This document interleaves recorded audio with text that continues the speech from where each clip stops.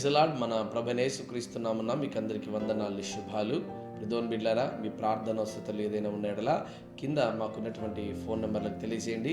తప్పకుండా మీ కొరకు ప్రార్థన చేయడానికి సిద్ధంగా ఉన్నాం. ఈ ఉదయకాలం ముందు దేవుడు తన వాగ్దానము తన బిడ్డలకు బయలుపరుస్తున్నాడు.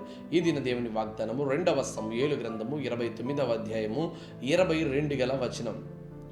యెహోవా చీకటిని నాకు వెలుగుగా చేయును. ప్రియమైన బిడ్డలారా, దేవుని వాక్యం తెలియజేయబడతా ఉంది.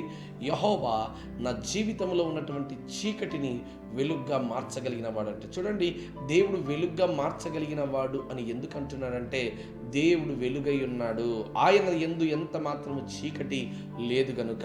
ఈరోజు మనమందరము వెలిగించబడ్డానికే యేసుక్రీస్తు ప్రభువారు 2000 సంవత్సరాల క్రిందట ఈ లోకంలోనికి దిగివచ్చి మనందరి కొరకు తన ప్రాణాన్ని దారబోసాడు. ప్రియమైన బిడ్డలారా, నిజమైన వెలుగు ఈ లోకంలోనికి వచ్చింది, కానీ దాన్ని గ్రహించుకోకుండా ఈరోజు అనేక మంది చీకటిలో మగ్గిపోతూ ఉంటున్నారు. ఇదిగో చీకటి దేనికి సాదృశ్యంగా కనబడుతుందంటే పాపమునకు సాదృశ్యంగా కనబడతా ఉంది. చీకటిలో నడిచేటువంటి జనులు వెలుగులోనికి రావాలి. ప్రభు ఆశ అదే, ప్రభు కోరిక అదే. చూడండి, గ్రంథంలో తెలియజేయబడతా ఉంది, ఎవరైనా సరే దీపకుంచమును వెలిగించి మంచం కింద పెట్టుకోరు కదా.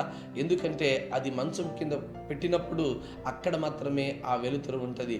ఎప్పుడైతే దాన్ని దీపస్తంభం మీద పెట్టగలుగుతామో అప్పుడు ఆ ఇండ్లంతా వెలుగుతో నింపబడి ఉంటుంది. ప్రియమైన బిడ్డలారా, ఈరోజు నీ జీవితంలో అనేకమైన చీకటి ఉన్నది, అనేకమైన పాపం దాగి ఉన్నది.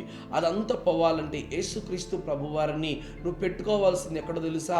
నీ హృదయంలో పెట్టుకోవాలి. ఎప్పుడైతే హృదయం అనేటువంటి ఆ ఆలయంలో ప్రభుని ఉండగలుగుతావో అప్పుడు నీ జీవితం అంతా వెలుగు నింపబడుతుంది. ప్రియమైన బిడ్డలారా, అందుకే దేవుని వాక్యం అంటది, గుడ్డివాడు గుడ్డివానికి త్రోవ చూపలేడు.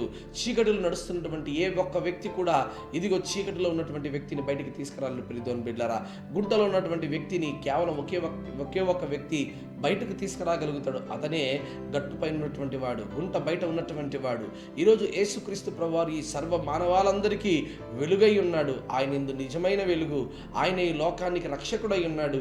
ఆయన యందు ఎంత మాత్రము చీకటి లేదు. నీ జీవితంలో ఉన్నటువంటి చీకటి అంతా తొలగిపోవాలంటే, నీ జీవితంలో ఉన్నటువంటి సర్వమైనటువంటి శాపాలు తొలగిపోవాలంటే నిజమైన వెలుగులోనికి నువ్వు రావాలి. ప్రియమైన బిడ్డ, ఎంతకాలం అని చీకటిలో మగ్గిపోతూ ఉంటావు, ఎంతకాలం అని పాపములో మగ్గిపోతూ ఉంటావు.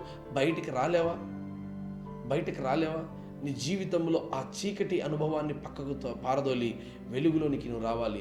నిజమైన వెలుగులో నువ్వు వెలిగించబడి అనేక మందిని వెలిగించేవాడిగా నువ్వు ఉండాలి. అయితే దేవుడు తప్పకుండా నీ జీవితాన్ని వెలుగుగా మార్చి అనేక మందికి ఆదర్శప్రాయంగా దేవుడు నేను చేస్తాడు. అటు దీవెన ఆశీర్వాదం దేవుడి ఈ దినానికి దయచేయను గాక. ఆమేన్.